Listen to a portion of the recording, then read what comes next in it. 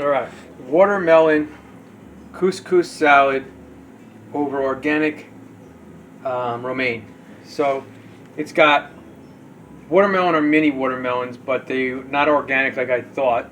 I bought them online. Fresh mint, non-GMO organic from the wild creek out by the mountain that I transplanted years ago, and I still grow it. Salt, pepper, and non-GMO organic Israeli style larger couscous. And I think that's it, and that's it. So yeah, the mint, the watermelon, the salt, the pepper, the couscous over the lettuce. I had it last night without lettuce. I made the video and I thought, you know what? I got my lettuce and stuff in today. Looks a lot nicer, tastes a lot nicer. So I'll share it with you like that. And I'll show you my indoor garden stuff really quickly here. Let me show you something real quick here. Alright, so I was never familiar with these until about a couple months ago. Organic Campari Biologique tomatoes. So I did a quick search afterwards. They're organic but not non-GMO, and I found out why. It's because they're a modified version of a cherry tomato, and they're slightly larger. What else they are, I don't know. Maybe they withstand weather or something. I have no idea. But that's what they are. And I'm showing you that because I collect the seeds, and I'm going to show you what I do with them.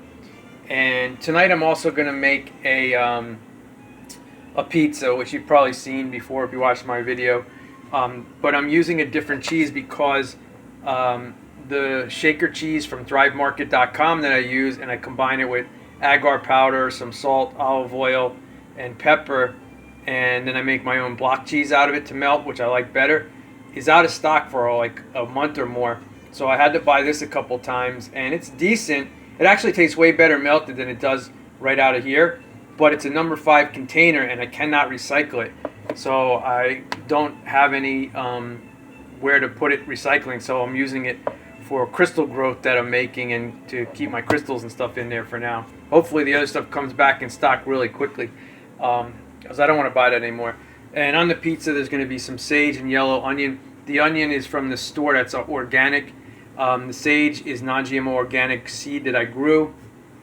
And the pizza's on the stove, but what I did is there was a little bit of batter left, so I threw the onions in there. I either put the tomatoes in there too, or for tomorrow when I'm hungry, I might put the tomatoes on top of that. I don't know. And in the batter here is some dry oregano. It gives the bread a nice pizza flavor. And I use here. So this is a Bob's Red Mill. Now I'm experimenting finally. I got some flours in where I can make bread. It's non-GMO, but the bag's not recyclable. It's wheat and barley, and it's an absolute fabulous bread. So I experimented with quinoa and garbanzo bean, and that didn't go well. It was nice and it had its nice flavor, but quinoa on its own is actually better. And so now I'm going to buy a brown rice and a white rice and mix it with the quinoa, and that should take the place of this because the quinoa on its own was pretty good. Here's what it looks like on the stove cooking. It doesn't take too long, 3 or 4 minutes per side. And then you prepare the pizza, throw a top on, let the cheese melt, pull the top off, let it crisp up, and you got a pizza. So here is what's supposed to be a large organic non-GMO red bell pepper, but it was a runt of the batch. I'm showing you this for a reason. So I collect the seeds. So there's mini ones, orange, yellow, and red minis, and then the large ones. Again, they were bought from the store. The minis were organic. The big ones were non-GMO and organic, and I grow them too. So I'm showing you this so you can get an inspiration to do stuff. All right, so here's the Campari from the seed that I just showed you that I bought from the store. So they're growing nicely. There's some non-GMO. Everything's non-GMO and organic, so I'm not going to say it. So that is celery. I don't know which tomatoes because I can't remember what I put them in. They're either going to be Campari, Roma, or cherry tomatoes. All right, and over here we have a whole bunch of strawberries. So down here there's a new batch from the same plant of red bell peppers. There'll be large ones. So this is another plant, but this plant grew huge, and these peppers are coming out a lot bigger, as you can see. There's 2 more down there that are bigger than this guy, and then there's a whole bunch of flowers still starting in here. Real quickly with the pepper plants, you can cut them down and they'll usually regrow. These dropped their flowers while the other ones were growing because the humidity was so low, and I waited till the end of the day, and when I came home I was like, oh no, they were drooped and they dropped almost all the flowers, but they regrowing tons more. I got some giant leaf parsley hidden down there behind the tomatoes. Alright, here was some mini peppers that I was telling you about. So I cut them down 2-3 weeks ago, and they're starting again, and they're starting and they're starting and they're starting again, even if it doesn't focus. That's flowers. So they're not even in a pot because I needed the pots, and I just watered them outside. And even this guy's cut down. I didn't cut it to redo it. I just cut it as low as I could, and it's starting to regrow. So I'll probably get, there's a flower right there. I'll probably get a few more. So you do that with your tomatoes too. It works with the tomatoes. And there's some cucumbers, there's some radishes, spinach that's going bolting. I don't know why. I collected some leaves, but it grew like a bolt really fast. Could be the soil because it's nice and cool, so it shouldn't be that. Strawberries, celery. Hold on one second. Up here is just herbs. So like here's more peppers, the little guys. Here's some basil. There's some tomatoes. There's some tomatoes. There's some cilantro, some Brussels sprouts that aren't doing well. The sage plant is in the back. Oregano. Sage has been cut a lot but keeps growing. Here is sunflowers growing in some more cilantro. The reason you'll see sunflowers, if you see them and I don't say them, is because the birds outside kick their feet around, and I guess some of the sunflowers go in there and they start growing, like as you can see down there. What else was in here? Oh, so this one's basil. It's been cut a few times. One part flowered and it's regrowing. Now that part's flowering, and then another plant is growing there. Probably dropped some seeds that I didn't get to cut and collect. So you can do all that. There's rosemary outside on the balcony. That's really awesome. And I've been cutting that, and it keeps growing and growing, and it's not even a mature plant. Now, real briefly here, 2-bedroom, second floor apartment with a balcony, and I get a lot of sun, like 5 to 7 hours sun out there. And then you can do this indoors. It's not expensive at all. They're GE grow lights, red and blue spectrum. This is called Hyper Tough shelving. 3 different colors, steel coated, 5 adjustable shelves. They're like $60. Ship it to your house from Walmart online, tax included. The lights can be anywhere from $40 to $70 depending on what's going on in the market, I guess. I got them at $30 one time, $40 a couple times, and then they were out of stock and I had to buy them elsewhere. Walmart upped them to $55, but they're out of stock. So I looked all around, and they were anywhere from like $70 to $115 at all these different places: Lowe's, Home Depot, Best Buy, whatever, you know. So I had to pay $70 on one time, but you can set up a nice rack like you can see here and grow whatever you want. You can do just herbs. You can do how I have it. The reason I have so many strawberries, and I'm not going to show you the strawberries in my room today, but the whole rack system is strawberries because they keep babying. If you see that can, it's coming from another plant, and it's already babying another one before it's even growing. I went from 6 to about 160 something in a year and 7 months. So I cut these tomatoes down because they weren't growing that well. And after I cut them, it took about 3 weeks, and they started to regrow, and now they're producing flowers and everything. So I've done it before where they did produce a lot, cut them down, and then they start regrowing. You won't get as many tomatoes, but it works, at least sometimes. So keep that in mind for peppers and for tomatoes. I'll show you something really cool. So this tomato plant is huge and awesome. It's got like 11 set of flowers, but it's not really growing tomatoes at all. I tried putting it outside when it wasn't too hot and getting it pollinated. I tried brushing it and shaking it with like just shaking it. And then I tried, I'll show you this so you can see it in the light. I tried a, what do you call it? Not a toothbrush, a painter's brush to touch them all to see if it would pollinate. Nothing happened. They just keep dropping. The plant looks incredibly healthy, but they keep dropping. Now you saw the other tomatoes, and the other tomatoes, they have no problem. They'll grow. So I don't know which one this is, if it's Roma that the seed dropped in, because I didn't plant this on purpose. There is a pomegranate mini bonsai tree there that's edible, but this thing started growing out of there. I guess a seed had dropped in, or I reused the soil maybe. So I'm not sure why they're dropping all their flowers. Maybe there's a pH problem or something. I don't know. Same soil, same thing with all the plants. I don't know why it's doing it. It's a shame too because it's so healthy and huge, and there's flowers everywhere. Now, real briefly, that plant down there is from this plant. It snapped in the wind. I grew roots on it, and then I planted it. It has one tomato. You probably can't see it. If you look between the plant and the edge of the table down there, you see a little guy growing. The rest of them are doing what that thing is doing, dropping all its flowers. There's the wild mint. That's not even the original plant. It's out on the balcony. I had repotted about 3 plants, and I gave some to the neighbor. This one's growing really good. And then there's some little peppers there, and then there's the sunflowers that grew. So that sunflower looks really cool, doesn't it? And then here's some more tons of strawberries. I got potatoes growing out in the balcony as well, golden potatoes from the store. I spudded them, and now I'm doing that. I haven't done well with potatoes. They never seem to grow that great in the bucket, but other people have success with it. I've done them indoors and outdoors, and both times they get some flowers. They look so healthy and beautiful, and I'm like excited. I say the bucket doesn't feel so heavy, and then they come out like that big when they're supposed to be like that big. So I'm still learning how to do all this. Again, I just start doing it and check it out, and I learn as I go. If I need to look something up on the internet, I will. I did the tomatoes and the peppers on my own, and they started regrowing, and I was so excited.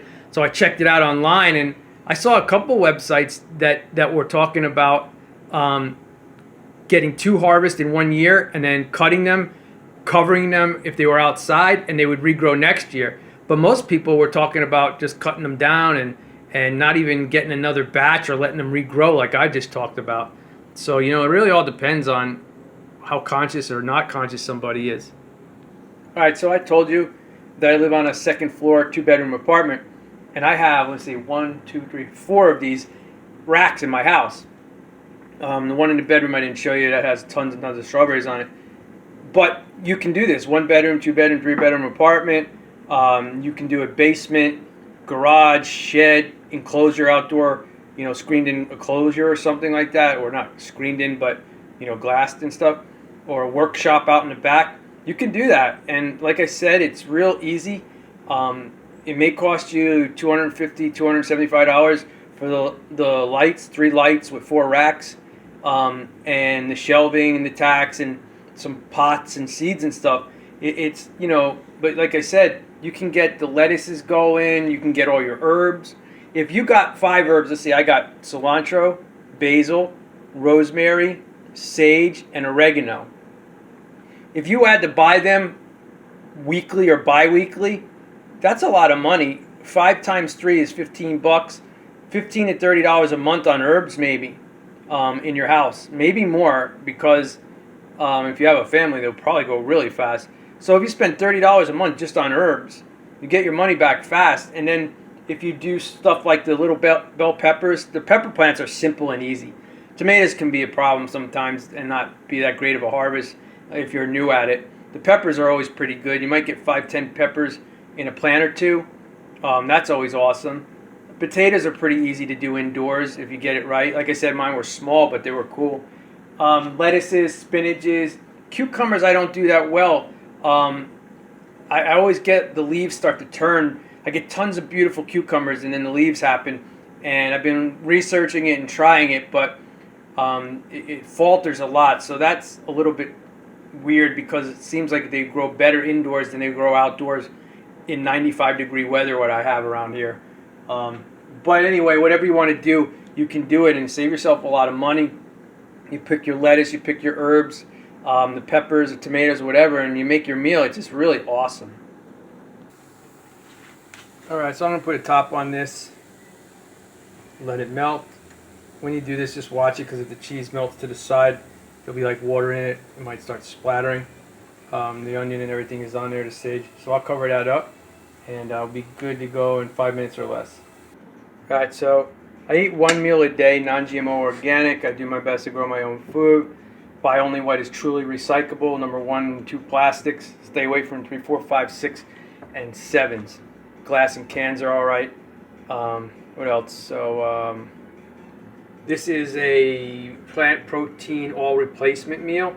20 grams of protein and vitamins and minerals. This one is Vega 1 chocolate. I use Garden of Life vanilla and chocolate as well. I have Vegan 1 mocha. They make a mint, but the mint's way too powerful.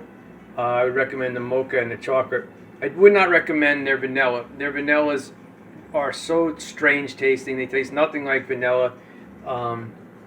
Apparently years ago they must have been good because reviews are showing, like I say, the reviews are saying they changed the vanilla formula or the formula or something like that. So I wouldn't recommend vanilla. Chocolate and mocha I would say yes to on Vega 1. That's the all-in-one, not just a protein, the all-in-one. And the Garden of Life is awesome. Vanilla or chocolate. Chocolate's a little bland, but their ingredient list and everything is really, really great. And I also do Amazing Grass and Garden of Life green grass juices, like barley, wheat, grass, and all that kind of stuff. I'm going to have that after my dinner probably because I still have this. And I put spirulina in it as well. Nutrex Hawaii makes a really great one. Has naturally occurring vitamin B12, K, iron, A at high percentages, like 200-300%.